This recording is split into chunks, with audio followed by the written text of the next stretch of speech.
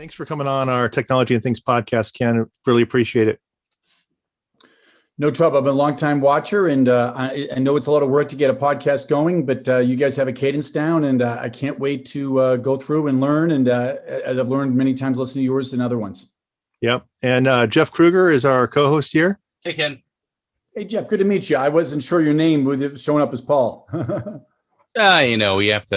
We have to sort of keep things confusing here, just to that's keep you on right. your toes. Yeah, we're actually in a new studio, and it's been a bit of a transition. It's like a shotgun wedding here. Actually, we just got started. But Ken, I think you and I actually have met in the past. I think when you were at a startup, a prior startup. Yeah. Before this, I did some contract work for a company called Stellus, which was Samsung. Yes, mighty Samsung, the fifth biggest company in the globe. They tried to create a file system, and they respectfully wanted to keep it as a non-GA product. So they were just kind of vetting the marketplace, and everyone there knew the expectations as a part of it. And they decided that selling billions and billions and billions and billions of NVMe devices and memory devices was better than selling millions and millions of file system. Yeah, well, you know this. I mean, creating file systems is not easy, and it takes about five years to write a proven and resilient data path. About 1 year for the architecture and 4 years to do all the QA testing, all the resiliency testing, and make it robust and hardened in the marketplace. Yeah, it takes a while. And full disclosure, I spent 25 years at EMC, now part of Dell. My brother's still there. One of my brothers is still there. My other brother's at Cisco. We're a high-tech family. But I sold mostly block storage and on Oracle databases. So if they fit in a nice little database, I knew how to sell that. 360 gigabytes at a time. Sorry to go back old school days as far as bids and RFPs we did. But the good news now is I think 89% IDC, we're big IDC clients, and I think it's out there and it's public knowledge. 89% of all the growth in the environment is unstructured data. So, file and all AI. And I was talking with someone, we were interviewing a sales rep, a potential sales rep earlier today. And it was all, he goes, my goodness, Kenny, when you go to LinkedIn, all you see is AI. All you see is AI. It's driving everything. And I think coming out of COVID, and some states are ahead of California. We're all in California, at least I know you're in California. I'm in California. I'm in beautiful Santa Cruz. People are looking for a competitive edge. And I know Evotech spends a lot of time on that. And I've known Jeff Klenner forever, and I've known Ned, your CTO, for a long time. And I know you'll always have your customers, driving interest at heart, and you galvanize and put together an awful lot of solutions for them. But to answer your question, as we come out of COVID, people are looking for a way to gain share and get a competitive edge, even more than ever. Those who have cash on the sidelines are using it to their advantage. It's not just Amazon making Amazon go. It's not just the COVID business, which we can talk about later, or the COVID resiliency business, or it's the autonomous driving business. But I worked with you at Samsung Stellus. Before that, I was at a startup called Sign Now that I actually kind of created. I wasn't the company, right? Yep. Yeah. So it's electronic. Yeah. So electronic signing. So it's DocuSign's number 1, Adobe Sign's number 2, Sign Now is number 3. They were based out of Newport Beach. And if you remember CUDA Sign, and no one does, but it was a Barracuda signature product.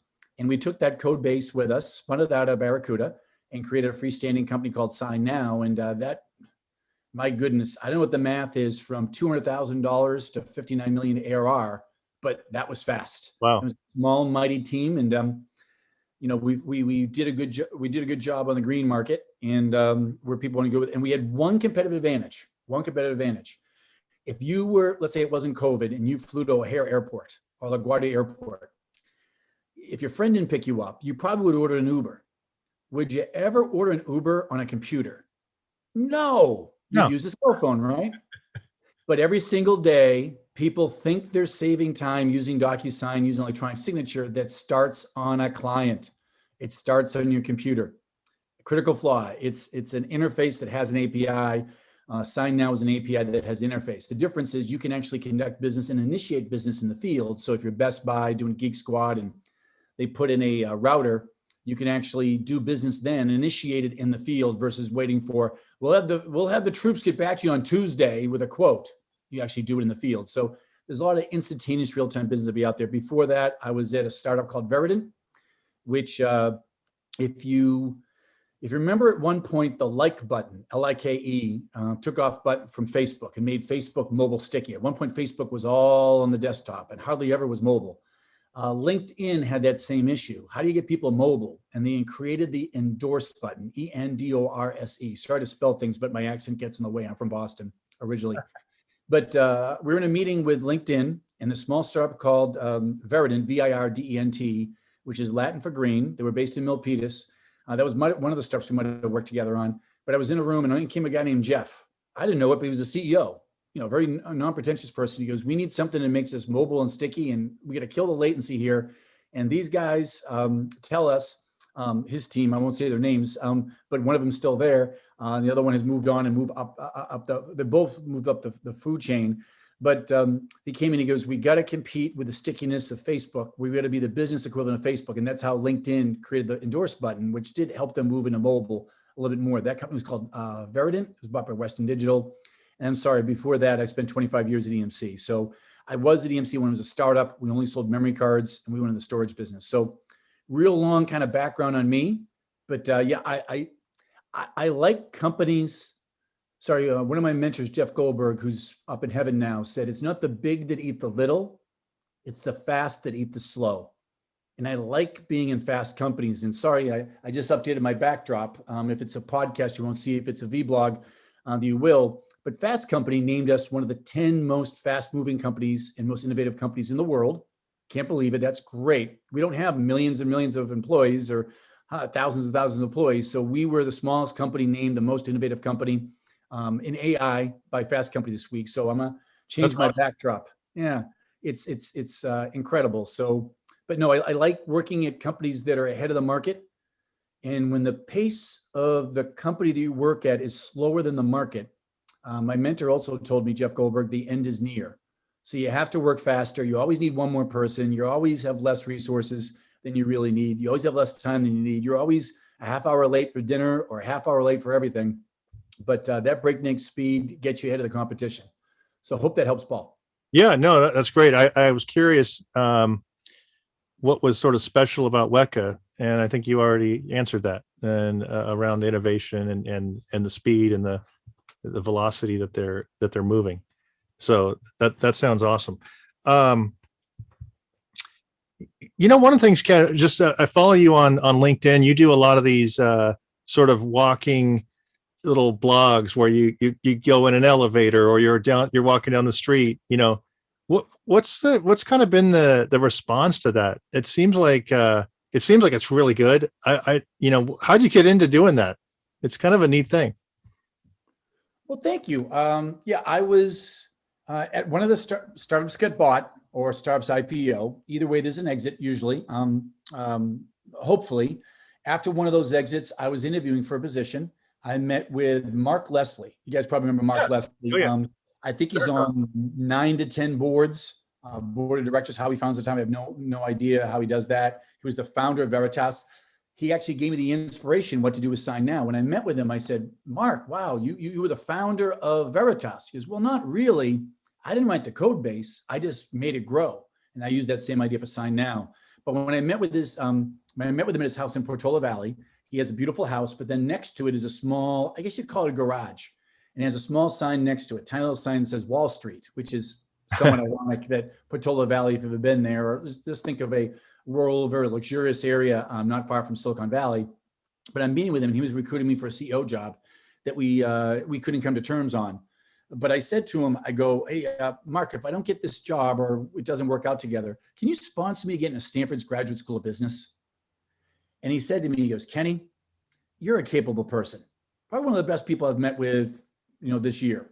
However, you're not an astronaut and you're not an Olympian. You got no chance to get into Stanford Business School.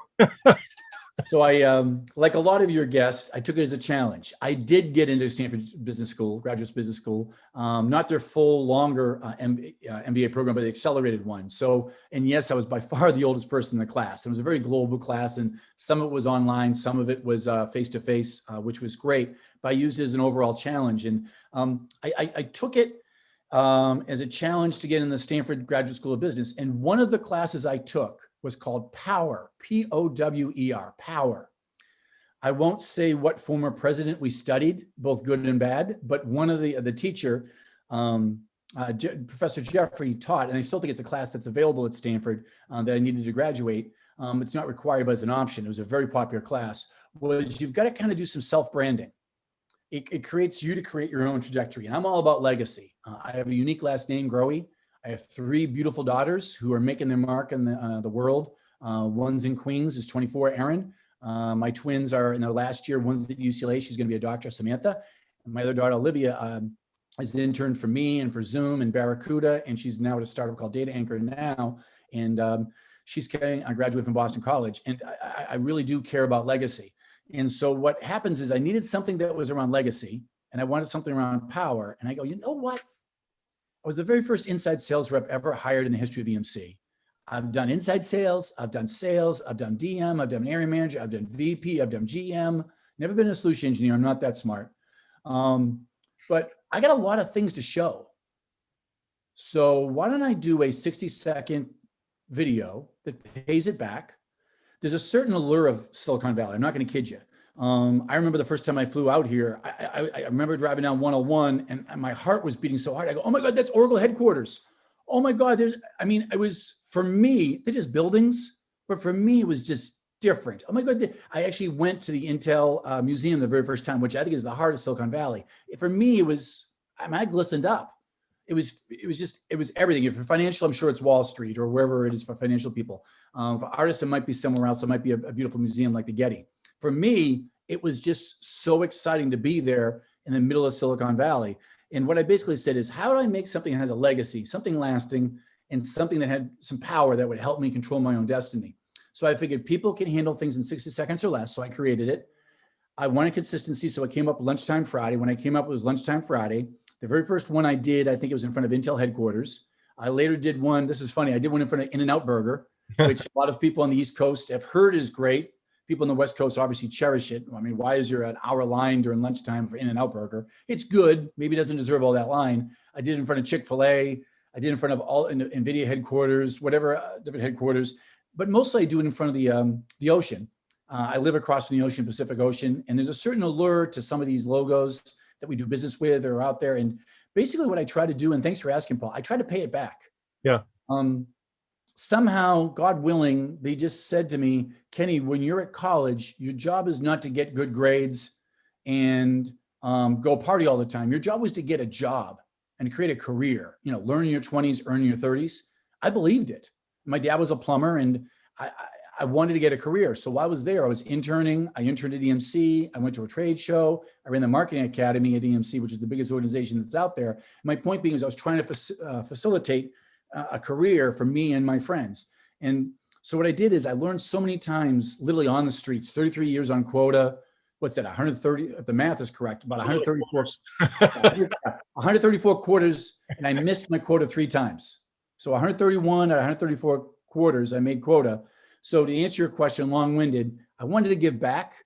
And somewhere out there, there's a 21-year-old, a 19-year-old, a 22, sorry, I'm a dad of 22, 22, and 24. Somewhere out there, there's someone who needs something, whether it's Gary Vee, whether it's me, whether it's Brian Burns, and I was on his show last week. Yeah, Burns is incredible. Now, he walks when he does it. I'm usually stationary. But yeah, I mean, to say Gary Vee was inspirational, when one of the first ones I saw Gary Vee, he did in the back of a yellow cab. So you can tell it was a little older one. Brian Burns, walks through neighborhoods, and we kind of did I guess you'd call it a cross-pollination of our 2 last week. And to show the amount of people who watched it was off the charts. Des Blanchard had a podcast with me and we had 432,000 views in the first 24 hours. So it does connect when you have this cross-pollination. So thank you for doing what you're doing. I do mine in 60 seconds or less. I usually think about it for weeks. I don't pre-record them that much. Sometimes I serendipitously do it, but I do it I really do it to try to give back to the 20s, someone in their 20s who start in the market, who maybe someone gave a negative bias about sales and maybe it shouldn't be, or maybe you have negative bias about tech and there shouldn't be. And nowhere out there is the variability and the leverage that's available out there. But thanks for noticing it, Paul. And yes, I did do one in an elevator. I did an elevator pitch in an elevator. That's cool. I try to make it fun. You mentioned Brian Burns and actually, and Mark Leslie was kind of made me think about it too. But you mentioned something about the Mount Rushmore of storage, about like, and I think Moshe Yanai from EMC was one of the ones that you said if there was a Mount Rushmore. And so I thought it would be fun. I came up with some other people for the Mount Rushmore of storage, Jeffrey and Ken, and I'm curious. Mark Leslie could be actually a good candidate for that. But I'm curious what you would say, Jeffrey. Do you have any quick thoughts on who else you would put up on that Mount Rushmore? Oh, geez, come on! Talk about put me on the spot here with no research. I'm not gonna like tell you in advance. Yeah, obviously. Yeah, no, you got to pass on me. Okay. This time, no. All right, Ken, what do you think? Who else would go up there? Let's do this real time. Moshe's definite. He's one of the he's done 3 companies to my knowledge. And one of the last meetings I had at EMC, he was in the meeting and he was supporting me, which was great. He was in a meeting with me when I was trying to sell. Ready for this? I was trying to sell EMC as a general manager something called Store With, which was a concept of selling SRDF as a service. Yep. So it was basically replication as a service. So basically trumping SunGuard as a service. Sorry to throw some old out there. Moshe stood up in the meeting and goes, "That's exactly what we need." And that was happened August of 2001, right before 9/11 happened. Imagine if we had that service. So as you probably tell, I didn't win the argument, but Moshe was behind me. So Moshe, he's number one, pillar one of there. I'm biased. Dick Egan, I think, is certainly the E of EMC, considering the reason EMC existed. And when I joined EMC as an intern at Boston College, all the kids went in my group in marketing. All the kids, didn't matter if you were from Japan, China, West Coast, East Coast, they all wanted to be in my group because people go, I get this. People need a choice. You mean you buy a Wang computer and you have to buy really bad disk drives at like over list price? Yes. Isn't there a choice? No. Oh my God, that company EMC is going to, look at everything in life. Choice is everything. Why do we have 600 channels now for TV? And like Bruce Springsteen said, 700 channels and nothing's on. But Dick Egan would be my submission. I think Tom Mendoza. I mean, he's very endearing. Now, I realize he's more on the sales side. Sorry, you're talking to a lifelong salesperson who grew up to a general manager and now executive. I did have Dave Hitz on my list. So. Oh, okay. I thought of while we were sitting here. Yeah, but yeah, okay. I had Dave Hitz, yeah. But Tom Mendoza as well. I mean, you probably need both those guys. Maybe Hatfield from Pure. So I'd say Moshe, Dick Egan. I'm a disciple of Mike Rutgers, the second CEO of EMC, who really grew EMC. So again, he wasn't a founder, but he grew it. But no, I think Mendoza deserves some votes. Dave, I read his book, Castrate the Bull. I think it's called How to Castrate a Bull and something in it. I think that's just it. How to Castrate a Bull. Okay.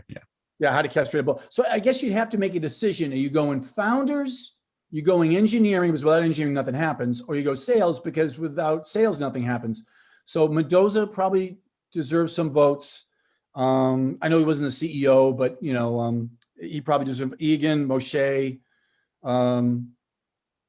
I'd probably say Leslie for the backup world. I mean, when I was in its heyday, people would buy Oracle database, Sun UE10K, the Starfire product with Scott McNeely. I've been on his talk with him a lot for his podcast. He actually helps out. He shows up on Mixtapes, which is like our internal podcast. But people would buy, by default, the Veritas product, both for, volume management and then for net backup. That was the default. That was the EMC of backup, in my opinion, for enterprise backup. So maybe Leslie deserves a nod or two. But that'd be a great choice. But I definitely think Dick Egan. I definitely think Moshe, Tom Mendoza possibly, Mark Leslie possible, and there's probably 8 to 10 that we can debate through.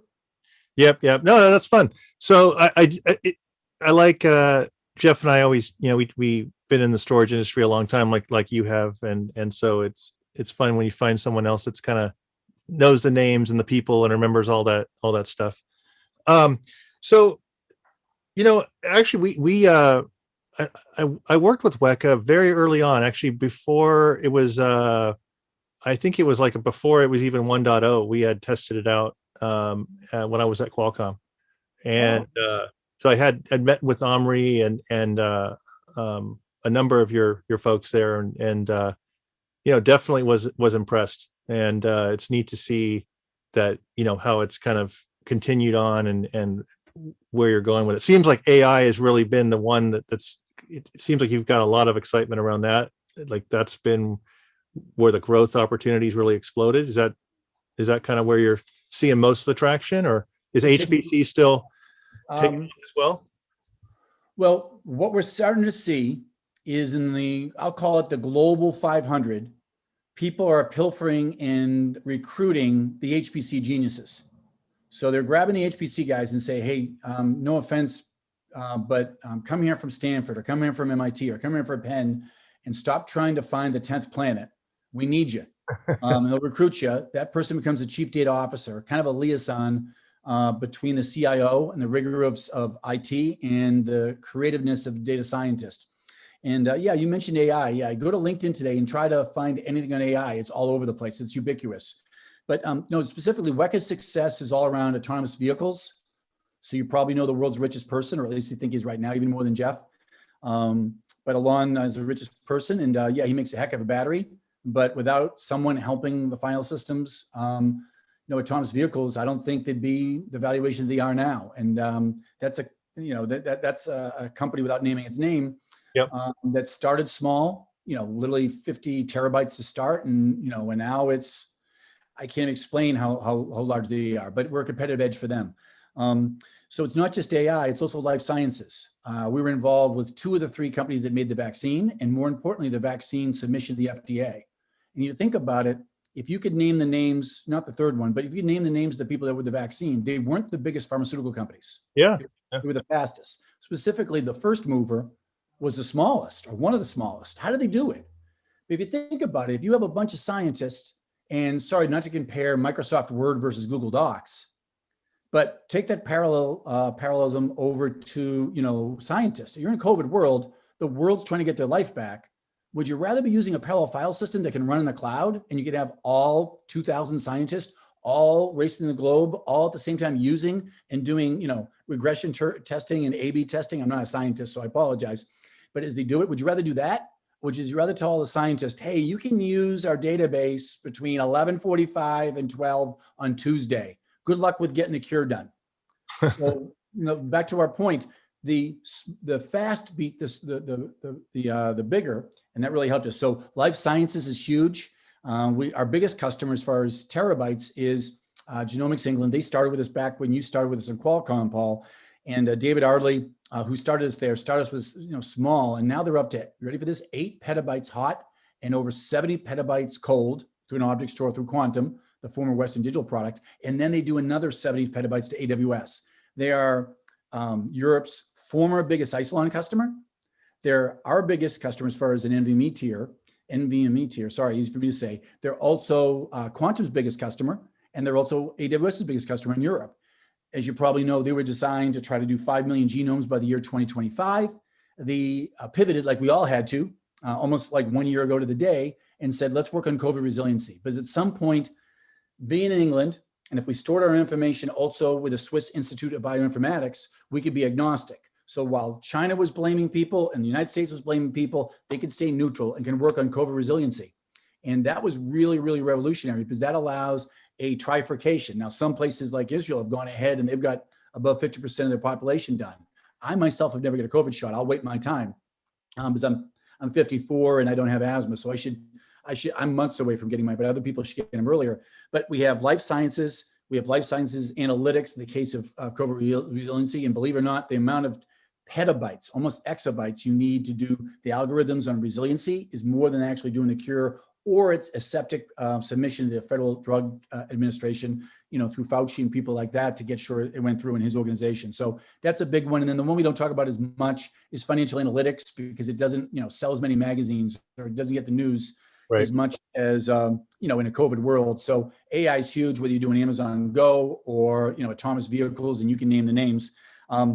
But for financial analytics, quick story. I mean, unfortunately, I have allergies.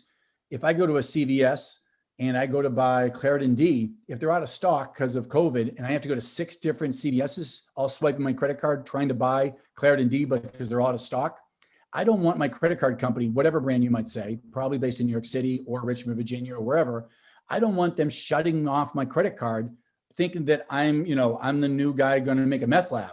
I'm Right. not trying to make a meth lab. I'm just trying to buy one box of Claritin D so I don't sneeze all the time. And a couple of those credit card companies and their divisions and subsidiaries use Weka to stop false positives. Because you think about the user experience, you shut me off falsely, I might switch brands. Right. And now the whatever thousands of dollars per month that me and my extended family spend on that go away to another brand for alienation of the user experience. So it's all around either creating the need for an AI solution, a competitive edge, all around life sciences, all around financial analytics. But AI is a huge driver. And quick one, Paul, you didn't ask it, but like every time Weka puts a plants a flag in the ground, and we hope to do it with Evotech going forward as much as possible. I know we talk with you all very, very often, whether it be some of your clients in San Diego and the greater area. But when we plant the flag, for every $1 of license we put in, there's $8 to $12 worth of drag. And let me be specific. That could be a new HP DL325 AMD-based chipped platform that people use. It could be an object store with Scality or Cloud-In or IBM or Dell's ECS product. It could throw out another object tier going off to Amazon Web Services. So that planting the flag for every $1 that we put in, usually it's a data scientist or CDO who finds us and says, I need your speed, create a tier 0, because without you, the rest doesn't matter. We plant that flag, and then $8 to $10 to $12 comes from that. Usually that's an on-premises, 2/3 of the time it's an on-premises solution through the Hewlett-Packard, Dell, Supermicro, Penguin Computer. Hitachi Vantara is one of our greatest partners, as I mentioned all the way through it. Or they do the whole thing in the cloud, or they hybrid and do between the two. I think Jeff was asking before we started, and I think you were asking as well, what's the differentiator for Weka? And I know there's other brands that are out there, but to have a modern parallel file system that you can start in your hot tier, move to a cold tier, which is your object, either on premises or in the cloud, and then off to the cloud, and then come back off of it, all in the same namespace, is unique to us. Yeah. And that's powerful. And then it doesn't matter if you like HPE, doesn't matter if you like Dell, doesn't matter if you like Supermicro, doesn't matter if you like Hitachi Vantara. We're agnostic. You might say, wow, that go-to-market sounds like Pat Gelsinger's market or Carl Eschenbach's market or Diane Green's market at VMware. It is. It is. I work for Pat at EMC, and being agnostic and letting people choose, which was the origin of EMC. And my last position at EMC when I ran the Flash group was let people have choice, let the best product win, and we'll be there any way you want to do it. You want to do cloud? We got it. You want to do 50 terabytes to start? We got it. You need to grow to an exabyte like the federal government? We got it. You need to move it over to an object tier and bypass your backup vendor and eliminate your disaster recovery vendor because you just want to go hot to object to the cloud and back. We got it. Hopefully that makes an awful lot of sense. Absolutely. Yeah. No, I'm curious, who are you typically competing with these days? Well, there's a couple of legacy parallel file systems, GPFS, I call it. I think IBM calls it Spectrum Scale. Yeah. That's one. And then obviously Luster is out there for the parallel file systems. To be brutally honest, we either compete for new wins or existing with Isilon. Yes. I mean, those are both pretty complex systems to get going. So, yeah, I would, an example, one of our accounts, Oklahoma Medical Research Facility just went public with us last week. They started with only 68 terabytes with us, so not that large. The sales cycle was 30 days. To be brutally clear, they got some donations for the servers. They got donations for the file system. They got donations for the network. They paid for the Weka license because they needed advantage. They didn't want to take 70 days because at the end of the day, their job as data scientists is not to take donations. Their job is to get something done. And when the job for research, genomics research took 70 days to running Isilon, they needed to make a change. So even though they were granted to them, they paid money for Weka, not an arm and a leg, less than 6 figures. And they got it going, and they literally had it going, Paul and Jeff, in less than 30 days. And they were able to make a difference. So instead of 70 days, that genomics workload took less than 7 days. And we're trying to get that even faster. So to answer your question specifically, you can turn it lowest, I think the lowest configuration is 50 terabytes. You can do in the cloud. They actually did a POC, or we call it a POV, proof of value. And they did it on premises using Supermicro Kit. I think they used a couple big twins, and they had resiliency. So mostly it's people who have Isilon and they respect Isilon. That account I talked about, Genomics England, they were Europe's largest Isilon customer, 28 terabytes. Petabytes, excuse me, petabytes, 20 petabytes. I'm sorry, I misspoke. My fault. 28 petabytes, and they had never had a failure. They liked it. Their problem, though, Paul and Jeff, is that they had 10 storage administrators, and in COVID time, that's a problem. They couldn't get in the data center, so they had to switch to an environment you can, do online and have a, we call it Weka Home. We can, actually manage it remotely, and they got down to part-time of one person. They did not lay off those 9 individuals, Paul and Jeff. They actually repurposed them to other more proactive activities to gain share and do other things for it. But to answer your question specifically, there are 2 legacy parallel file systems that take quarters and quarters to put in. Yeah. Take hours to put, 15 minutes to deploy. You can spin up Weka on AWS in 4 clicks. In fact, some customers might do it right now. And then once you get it going, you're having a production within hours. And then what's been great with us is not only do we throw off 8 times that for the VAR ecosystem, of which Evotech's one of the leaders in the world in that, but the repeat buys tend to be very lucrative because you say, wait a minute, I got a really good tier 0. How can I make my tier 2 and tier 1 better? And you buy different, and it's off the shelf hardware. We work with everything. It's one global namespace. And then let me throw a word out there. Gartner came up with it, and I'll try to repeat it. He goes, Julia Palmer gave it to me, a very well-known analyst. Actually, she worked in California at GoDaddy, and she built one of the first data marts in the world before she went over to Gartner. She goes, Kenny, what Weka does different is extensibility. The fact that you can start on the cloud and move to on-premises, or start on premises and go hot to cold or cold to hot and move it up, and you never leave the same namespace, that's extensibility. That's incredible. You've got data mobility. You got to talk about that more often. But thanks for asking questions and teeing them up, Paul and Jeff. Absolutely. So have you been on Clubhouse? Just last night was the first time I did it. I did it last night at 5 o'clock. But I feel like you would be great on there. I mean, doing like just thinking about the show you did with Brian and talking about leadership and sales and some of that kind of stuff. I feel like it's a great platform for that, Well, what happened to me last night, to be brutally honest, I got invited by one of the people who recruited me to EMC, and then he invited a venture capitalist, Peter Bell, who knows a lot about storage. He's on the board and an early investor in many storage companies. In fact, he was the CEO and founder of Storage Networks. Oh, nice. Talk about storage. So maybe Peter should have been on Mount Rushmore, but he was a cloud version of storage, probably 2 decades ahead of his time. And him and Bill Miller started Storage Networks, and they were incredible. I actually was the gentleman at EMC that sold to Peter. But Peter was the host. He went through Harvard Business School, good friend and ally, and we golfed together at Pasatiempo just last month. But he's on Clubhouse. I sent him a text, and I said, I don't know Clubhouse. I'll be a half hour late. I had a customer meeting. Full disclosure, it was finishing up in Germany. It was really off hours for them. But I showed up at Clubhouse at 5:30. I looked at the UI. It looked incredible. Probably like the first time you went to LinkedIn and the first time you went to Facebook or the very first time you were on Instagram, you're like, wait a minute, I'm gonna look around a little bit. Why no time to look around?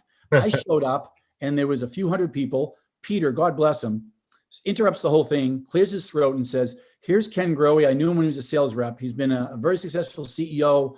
He's now at a place, and I didn't know the whole cadence at Clubhouse. Yeah. So I asked a question, like most sales reps, most sales reps are like good doctors. If you go to the doctor, you don't walk into a doctor's office and 3 seconds later say, let me get the cast for your arm. And you go, wait a minute, my arm's not broken. How do you know my arm's broken? Don't you want the full checkout first and then you figure out your arm's broken? Of course. So a good salesperson asks a million questions. You act like Columbo.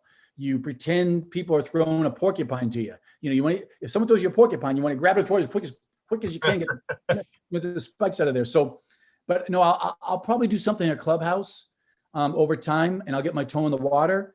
But what I found is, sorry, for those who are marketeers that are out there, I made a decision. You can either run your own podcast or be a frequent guest to others. And our decision was this. If you go and you do a Google search for anything, if you Google search world's fastest file system, you'll get to Weka, for example. Most people, think of yourself as a consumer, you'll gloss through the paid ads. Everybody does. You typically won't do it because you don't want the cookies and you're looking and you don't want to be hounded and remarketing is going to get all over you. So you scroll down to the first authentic lead. And you typically go to a site like Gartner's Pure Insights or G2 Crowd or whatever you're out there or whoever wrote the Wikipedia page. But my point being is, my theory was if I could be a frequent guest on Joe Rogan or Brian Burns or Dez or your show or the Data Chiefs I'm on next week, My point being is if I could be a frequent guest, it's a little bit more organic than if we ran our own show. Yeah.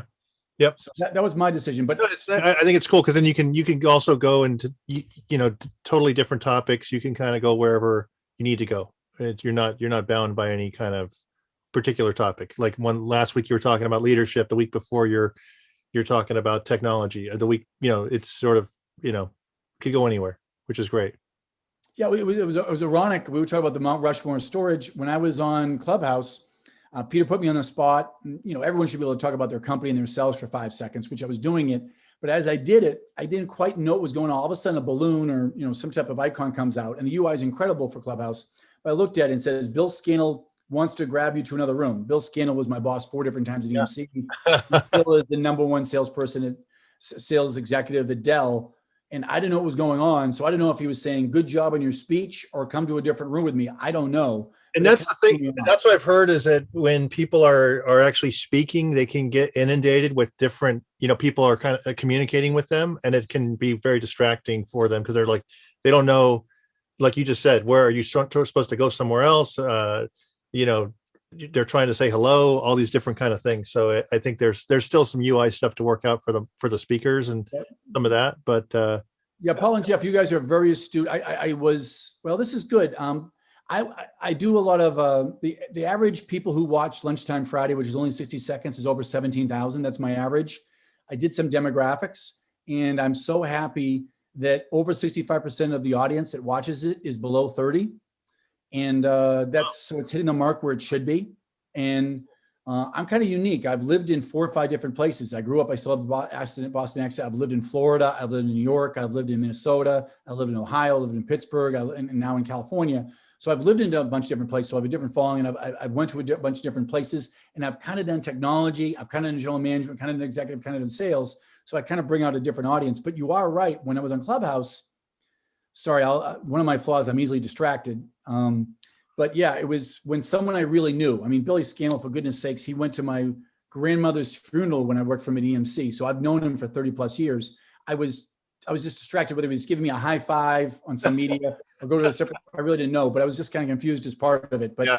I'll probably try to embrace that technology. But I'm sorry. To my point on Clubhouse, looking around, back to the old analogy, you learn in your 20s, you earn in your 30s. If you looked at the demographic that I went to on Clubhouse that Peter Bell spoke to last night, and it was actually sponsored by Randy Seidel, who's creating something called Sales Community. A quick shout out to both of them. And then Peter works for Amity Ventures, who gives a lot of people their first break as a startup, their seed money or their Series A money.